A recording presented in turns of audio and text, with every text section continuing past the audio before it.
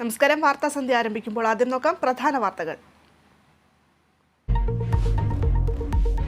Thiruvananthapuram കിൻഫ്രയിൽ medical service corporation സംഭരണ കേന്ദ്രം കത്തി നശിച്ചു. തീയണയ്ക്കുന്നതിനിടെ അഗ്നിശമന സേനാംഗത്തിന് ദാരുണാന്ത്യം. സമഗ്ര അന്വേഷണത്തിന് നിർദ്ദേശം നൽകിയ ആരോഗ്യമന്ത്രി ദുരൂഹമെന്ന VD സതീശൻ. ഈ തീപിടുത്തത്തിൽ വലിയ ദുരൂഹതയുണ്ട്.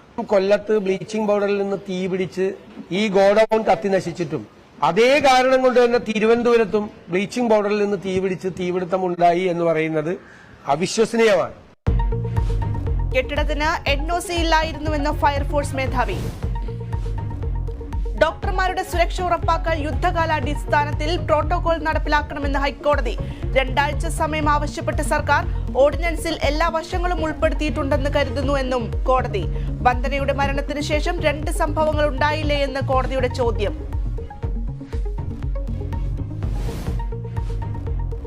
കാട്ടാക്കട ക്രിസ്ത്യൻ കോളേജ് ആൾമാറാട്ട കേസിൽ FIR-ൽ പിഴവെന്ന ആരോപണം. വിശാഖിനെ FIR-ൽ രേഖപ്പെടുത്തിയത് 19 വയസ്സ്, 25 വയസ്സെന്ന് സർവകലാശാല രേഖകൾ.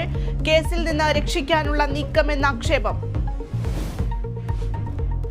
സംസ്ഥാനത്ത് ജൂൺ 7 മുതൽ സ്വകാര്യ ബസ് സമരം. വിദ്യാർത്ഥികളുടെ മിനിമം ചാർജ് 5 രൂപയാക്കണം. സൗജന്യ നിരക്കിന് പ്രായപരിധി ഏർപ്പെടുത്തണമെന്നും ബസ്സുടമ സംയുക്ത സമരസമിതി. മുഴുവൻ സ്വകാര്യ ബസ്സുകളുടെയും പെർമിറ്റുകൾ അതേപടി നിലനിർത്തണമെന്നും ആവശ്യം.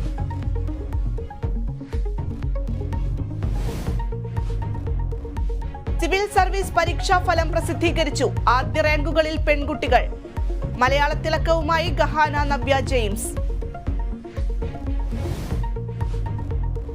പീഡനക്കേസിൽ നടൻ ഉണ്ണി മുകുന്ദന് തിരിച്ചടി. കേസ് റദ്ദാക്കണമെന്ന ആവശ്യം ഹൈക്കോടതി തള്ളി. ഉണ്ണി മുകുന്ദൻ വിചാരണ നേരിടണമെന്ന് കോടതി.